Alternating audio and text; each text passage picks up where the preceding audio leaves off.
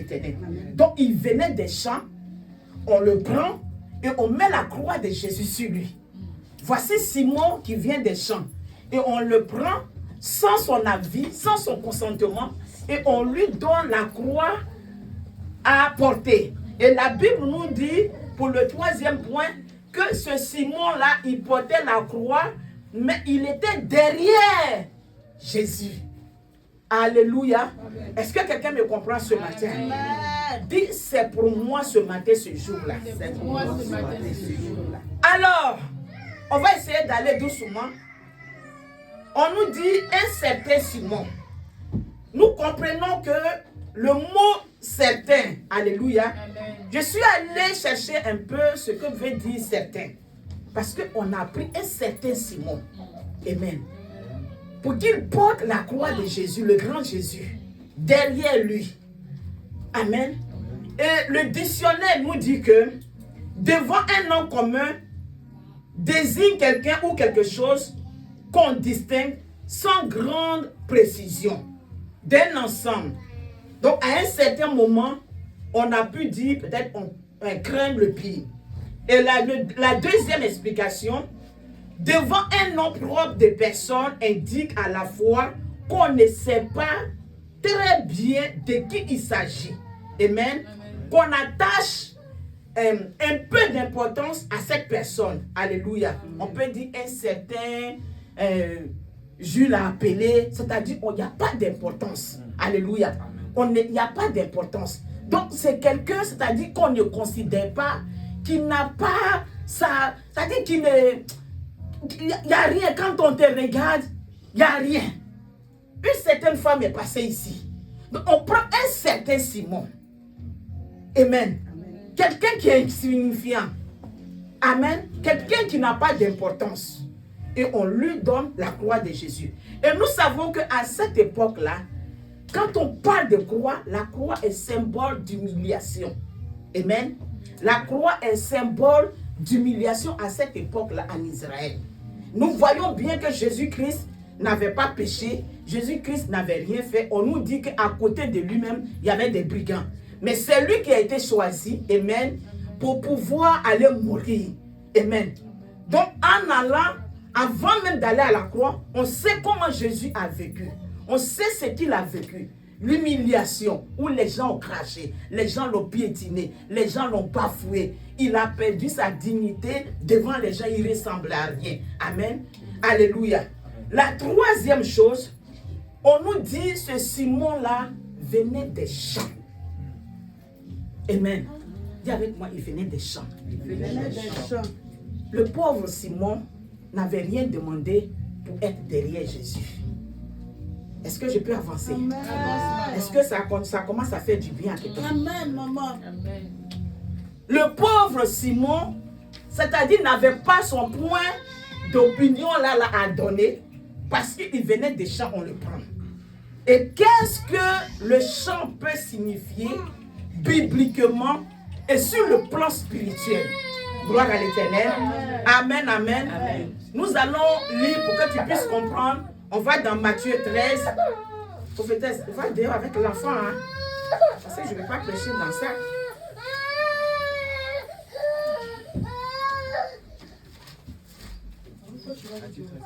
Matthieu 13, amen.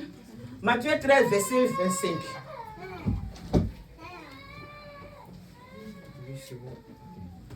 Matthieu 13, verset 25. On peut se tenir debout. On peut se tenir debout. Mais pendant que les gens dormaient, oui, son ennemi vint, sema de l'ivraie parmi le blé et s'en alla. Verset 26. Lorsque l'herbe eut poussé et donné du fruit, l'ivraie parut aussi. Alléluia. Les serviteurs du maître de la maison vinrent lui dire: Seigneur, n'as-tu pas semé une bonne semence dans ton champ? D'où vient donc qu'il y ait de l'ivraie? Il leur répondit: C'est un ennemi qui a fait cela. Et les serviteurs lui dirent: Veux-tu que nous allions l'arracher? Verset 29. Non, dit-il, de peur qu'en arrachant l'ivraie, vous ne déracinez en même temps le blé. Laissez croître ensemble l'un et l'autre jusqu'à la moisson.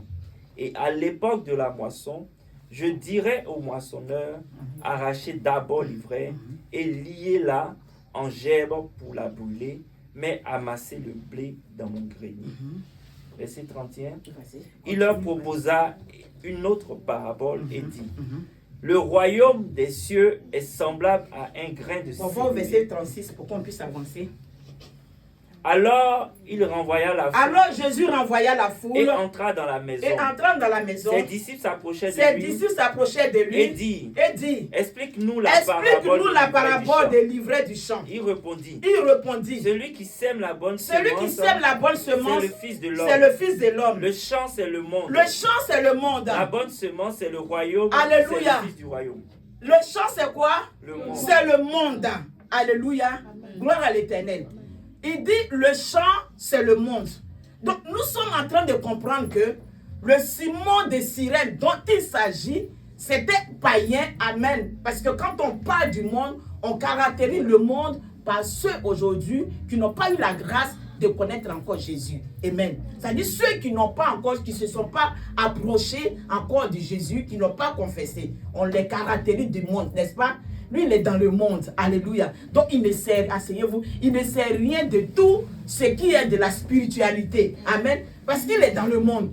Amen. Et la Bible nous enseigne que Jésus donne ici une explication et il dit le champ, c'est le monde. Amen. Et on nous dit dans le livre de Luc qu'on vient de lire que Simon de Cyrène, amen, venait d'où? Il venait des champs. Amen. Donc c'est quelqu'un qui n'avait aucune connaissance, aucune notion de ce qu'on peut appeler le spirituel. Alléluia. De ce qu'on peut appeler que Jésus est en train de mourir pour moi. Amen. Gloire à l'Éternel. Jésus fait ses choix, c'est-à-dire comme si il ne comprend pas, comme si il n'est pas normal. Amen. Alléluia. Mais ce jour-là, le Seigneur avait tout organisé. C'est-à-dire le royaume des cieux avait tout organisé pour que ce Simon-là soit péché. Amen. Pour qu'il fasse partie de la délégation qui allait accompagner Jésus à la croix. Est-ce que je m'attends? Je parle à quelqu'un. Amen. Le plus souvent, on pense, on regarde à l'apparence pour dire que non, tel est capable de servir Dieu. Tel est capable d'aller loin avec Dieu. Tel est capable de chanter pour Dieu. Tel est capable de prêcher bien. Alléluia. Mais on ne pense pas comment le Seigneur veut bâtir son église. On ne voit pas le plan attaché à nos vies que le Seigneur a entre ses mains pour l'exécuter. Le Seigneur s'en va à la croix. Il y a des bonnes personnes en Israël. Il y a même des gens, même déjà, qui sont sélectionnés comme étant des bandits de première classe. 2 personnes qui sont avec eux. On les laisse. On ne s'occupe pas de ce jour-là. Mais on prend Simon de Cyrène. Amen. Alléluia. On prend quelqu'un qui vient des champs. On prend quelqu'un qui vient des boîtes de nuit. On prend quelqu'un qui vient juste de faire un affrontement. On prend quelqu'un qui vient là de divorcer. On prend quelqu'un qui vient de tuer. Et on lui dit, prends la croix de Jésus et fais quoi? Marche derrière lui. Alléluia. Gloire à l'Éternel. C'est-à-dire, on lui porte la croix et on ne le laisse pas comme ça. Mais on dit quoi? Il marche derrière lui. Amen. Nous sommes en train de célébrer la Pâque. Amen. Qui nous amène à un autre niveau de spiritualité où on doit comprendre. C'est-à-dire la Pâque, amen, nous amène à être dénichés quelque part. Nous enlève d'un point zéro, d'un point nul, d'un point d'aveuglement, d'un point d'ignorant, amen, et nous positionne. C'est-à-dire by fire, by force. Parce que c'est Dieu qui en a décidé ainsi. Parce que c'est le royaume des cieux qui en a décidé ici. Alléluia. D'autres pensent que quand ils doivent servir Dieu, c'est par leur propre force. Amen. D'autres pensent que c'est quand ils vont étudier, ils vont avoir des diplômes, ou bien ils vont savoir comment, c'est là qu'ils vont vouloir, que c'est là qu'ils vont servir Dieu. Mais on dit quoi? On prend la croix et on dit à Simon, Cette croix-là, tu ne vas pas aller quelque part avec. Mais tu sais quoi? Jésus est devant, toi tu es derrière. Il faut dire à quelqu'un Jésus est devant, toi tu es derrière. Il faut dire à quelqu'un Jésus est devant, toi tu es derrière. Tu sais la meilleure façon d'avoir la victoire dans la spiritualité, de savoir que Jésus marche devant toi. Amen. La meilleure façon d'avoir la victoire dans la vie chrétienne, dans un enfant de Dieu, de savoir que toi-même, tu dois porter aussi une croix. Amen. Amen. Tu dois porter ta croix en toi. En fait, Jésus avait lui sa croix. Mais c'est quelle croix on a donné à Simon? Amen. C'était lui-même sa vie. Alléluia. Gloire à l'Éternel. C'était lui-même sa vie pour lui dire que toi-même aujourd'hui, tu dois faire face à ta vie. Toi-même aujourd'hui, tu dois prendre les responsabilités. Mais est-ce que tu sais, regarde un peu devant toi. Il y a quelqu'un qui est là. Il y a quelqu'un qui est là pour te diriger. Il y a quelqu'un qui est là pour t'aider. Dis à quelqu'un, il y a quelqu'un qui est là pour t'aider. Il y a quelqu'un qui est là. Tu vois comment il porte sa croix là. Tu vois qu'il n'a pas mangé depuis combien de jours. Depuis combien de jours on l'a pris? On le met à gauche, on le met à droite, on le gifle ici, on ne lui donne pas de l'eau, on ne lui donne pas à manger. Mais le bois, c'est-à-dire l'humiliation, il n'a pas régné, il n'a pas reculé, il n'a pas abandonné. Et dans ça, il a la force. Dans ça, il tourne encore, il dit non, ne pleurez pas pour moi. Alléluia. Donc, il y a un exemple qui est là. Il y a quelqu'un qui est là sur lequel tu dois t'appuyer. Alléluia. Amen. Alléluia. Tu ne dois pas marcher, tu ne dois pas bâtir ta vie chrétienne ou bien ta spiritualité, alléluia, sur ton compte en banque. Tu ne dois pas compter sur ta forme. Tu ne dois pas compter sur tes diplômes. Mais il y a quelqu'un qui est là. Le plus souvent, on refuse, c'est-à-dire de porter la croix. Jésus dit quoi? Si quelqu'un veut venir à moi, qui se charge de quoi? Qui se charge lui-même de sa croix et qui fait quoi? Et qui me suive. Amen. Si quelqu'un veut venir à moi, qui se charge de sa croix et qui me suive.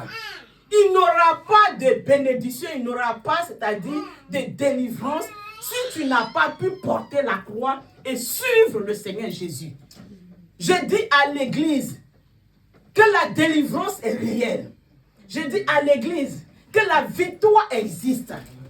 Mais il y a un chemin par lequel tu dois passer. Amen. Gloire à l'Éternel. Si tu penses que tu connais déjà et que tu es arrivé, tu ne pourras pas.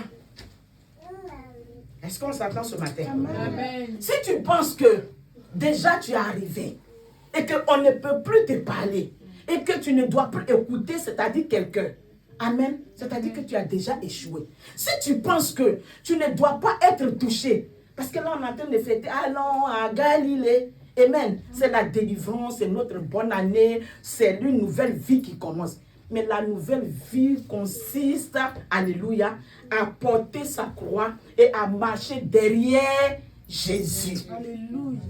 Je lève mes yeux vers les montagnes. D'où me viendra le secours? Le secours me vient de l'Éternel. Alléluia. Pourquoi? Parce que c'est lui qui a fait les cieux et la terre. Donc on prend Simon dans le monde. Nous tous on a été dans le monde. On sait ce qu'on appelle le monde.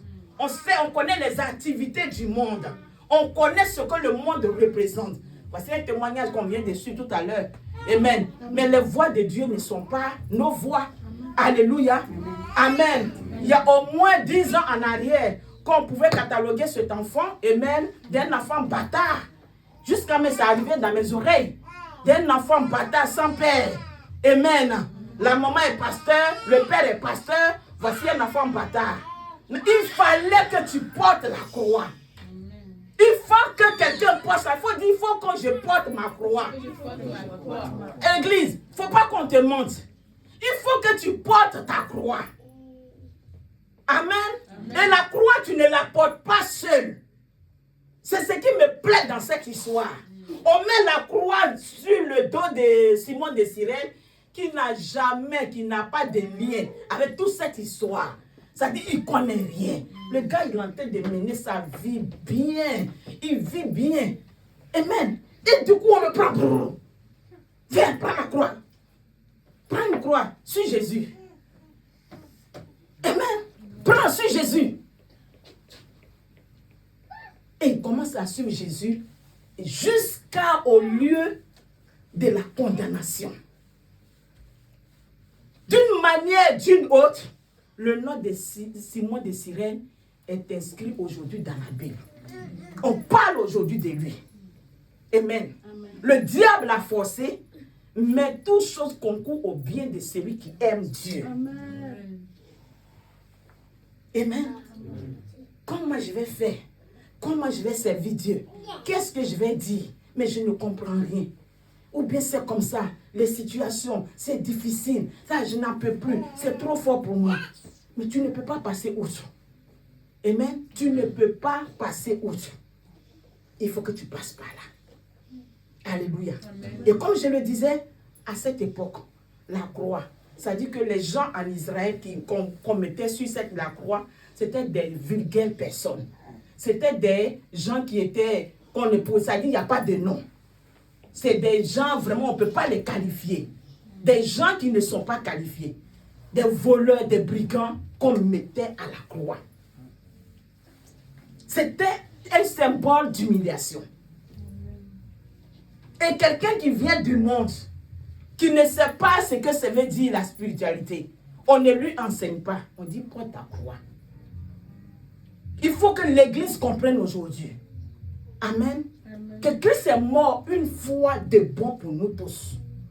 Si Simon de Cyrène a pu porter la croix et son nom est inscrit, a conduit Jésus et resté là, conduit Jésus jusqu'au lieu de crâne à Golgotha, pourquoi pas nous? Pourquoi pas nous? Je suis venu ce matin fortifier la foi de quelqu'un. Amen. Amen. Je suis venu fortifier la foi de quelqu'un. Que c'est ton tour. Dis à quelqu'un, c'est mon tour. C'est mon tour. Je dois porter la croix, mais pas dans la chair. Amen. Pas dans la chair. Je dois la porter parce que je vois Christ devant moi. Amen. Quand je regarde à côté de toi, je vois Christ. Quand je regarde à ma gauche, je vois Christ. Quand je regarde devant moi, je vois Christ. Seigneur, je n'ai plus de force. Tu es ma force. Seigneur, la situation que je traverse, tu es ma force. Seigneur, l'état dans lequel je suis, tu es ma victoire. Seigneur, les oppositions dans lesquelles je suis, les barrières dans lesquelles je suis, tu es ma force. Si cela doit m'amener, Seigneur, à une victoire, tu es ma force. Amen. Alléluia. C'est-à-dire, la croix, Golgotha, était la fin de toute épreuve. Amen. Amen. Golgotha est la fin de toute épreuve. Simon aurait abandonné la croix en route, son nom ne serait pas écrit ici. Et alléluia. Est-ce que quelqu'un m'entend? Il y en a beaucoup aujourd'hui, on est convertis, on est baptisés, mais il y a beaucoup aujourd'hui qui abandonnent sur le chemin. Il y a beaucoup qui baissent les bras. On est beaucoup aujourd'hui à venir à l'église, on est beaucoup à chauffer les bancs, on est beaucoup à tomber sur les émotions, les sentiments, l'onction entraîne, mais on est beaucoup à ne pas être transformé intérieurement. On est beaucoup à ne pas comprendre qu'on a une part de responsabilité dans la vie chrétienne. On a une part de responsabilité. Jésus n'a pas besoin de Simon de Cyrène, mais c'était le plan attaché à sa vie. Cet homme-là ne devait pas mourir dans le monde. Cet homme-là ne devait pas mourir païen. Comme toi, tu ne dois pas mourir païen. Amen. Comme toi, tu ne dois pas rester dans le monde. Comme toi, aujourd'hui, Dieu a un plan pour toi. Le Seigneur a un plan pour toi. Et le plan qui t'étend, c'est ce que tu es en train de vivre. Le plan par lequel tu dois passer, c'est dans ce plan que tu es. C'est dans ce plan que nous sommes. C'est dans ce plan que chacun de nous est. Et au fur et à mesure que nous avançons, nous allons vers Golgotha. Nous sommes en train d'accomplir ce que Dieu a prévu pour nous. Amen. Alléluia. Gloire à l'Éternel. Nous sommes en train d'accomplir. C'est ce qui nous motive. Dis à quelqu'un, c'est ce qui nous motive. Tu dois avoir un but. Amen. C'est ce qui nous motive. C'est pour ça, même quand on est dans les pleurs, on se relève. Sa grâce nous suffit. Même quand on est dans l'abattement, nous on avance parce qu'on sait que ce qu'on est en train de faire, il y a Christ qui est devant. Tu penses que si Christ est devant toi, tu peux échouer? Nous, Pasteur Tongba et moi, nous on l'a expérimenté. Ça fait combien d'années on est dans ce ministère? Mais Dieu ne nous a jamais oubliés. Il ne nous a jamais abandonnés. Même l'église n'est qu'à remplir. Les gens n'ont qu'à partir. Mais Dieu fait toujours de telle sorte qu'on ne sait pas où quelqu'un est quitté, une personne arrive. On a compris que notre ministère aujourd'hui, c'est d'aider, c'est de conduire les gens dans le spirituel. C'est de conduire les gens à connaître Christ. Celui qui restera avec nous, il restera. Amen. Celui qui est prêt à partir, il partira. Mais Dieu n'a jamais fermé son église. On n'a jamais manqué un point pour prier. Quand on dit une salle, Dieu permet qu'on a une salle. Quand on dit pour payer, il suscite toujours, c'est-à-dire un mouvement pour que la salle soit toujours payée. Pourquoi? Parce qu'on a accepté de porter nous-mêmes notre croix. Parce qu'on a accepté de croire que c'est Jésus qui marche avec nous, devant nous. Parce qu'on n'a pas mis nos yeux ailleurs. On n'a pas regardé à gauche, on n'a pas regardé à droite. Mais on regarde tout droit devant nous. Le Seigneur Dieu qui n'a pas mangé depuis une semaine, qui n'a bu de l'eau et qui est en train de se rouler sur un bois lourd et qui a encore la force. On se demande si ce Dieu-là a la force de marcher. Si ce Dieu-là continue avec ce bois, on le tape, on le crache dessus et il est en train de monter les collines pour aller à la croix de Golgotha. La personne qui lui a donné la force nous donnera la force. Amen. C'est ça qu'on regarde. On ne met pas notre confiance à quelqu'un. Où tu nous vois là, on ne met pas notre confiance à quelqu'un. Mais on met notre confiance à celui qui est devant nous. Celui qui nous a pris. Tu dois connaître l'origine où tu es quitté avant de pouvoir marcher avec Dieu. Quand tu sais que tu viens des champs, quand tu sais que tu viens du monde, quand tu sais que Dieu t'a pris dans les boîtes de nuit, Dieu t'a pris dans le vol, dans la drogue, Dieu t'a pris dans je ne sais quoi, tu dois réaliser que Dieu t'a aimé. Il y a beaucoup qui sont dans le monde. Il y a beaucoup qui en meurent. Il y a beaucoup qui ont des accidents. Pourquoi pas eux? Pourquoi moi? Pourquoi pas eux? Pourquoi moi? Seigneur, je ne regarde plus à gauche. Je ne regarde plus à droite. Mais je regarde devant moi. Amen. Alléluia. Gloire à l'Éternel. Ce matin, c'est ce message de fortification que je vais t'apporter. Simon de Cyrène n'était pas prêt à porter la croix. On n'a pas demandé son opinion. Mais c'est un décret divin qui est tombé. C'est un programme divin qui est tombé sur sa tête. Il faut comprendre le programme de Dieu. Il faut qu'un enfant de Dieu comprenne le programme de Dieu. Que Dieu permet, quelqu'un soit à côté de toi, pour t'appeler matin, midi, soir. Comment tu vas? Te laisser des messages. Comment vous allez, famille? Je ne sais pas chanter, oh, le matin, je chante. Moi, je suis en train de courir dans les métaux, je chante. Comment ils vont? Il faut comprendre que c'est le plan de Dieu qui passe par là. Ce n'est pas parce que les gens s'ennuient. Mais le plan de Dieu, il est comme ça. Amen. Le plan de Dieu, il est comme ça. C'est comme ça, il est, c'est comme ça, il est. Tu ne peux rien changer. Alléluia. Gloire à l'Éternel. On va se tenir debout. On va se tenir debout. Amen. Si tu as compris ce matin, ces 3 points. Si tu as compris ce matin que Simon de Cyrène n'était pas au programme de porter la croix.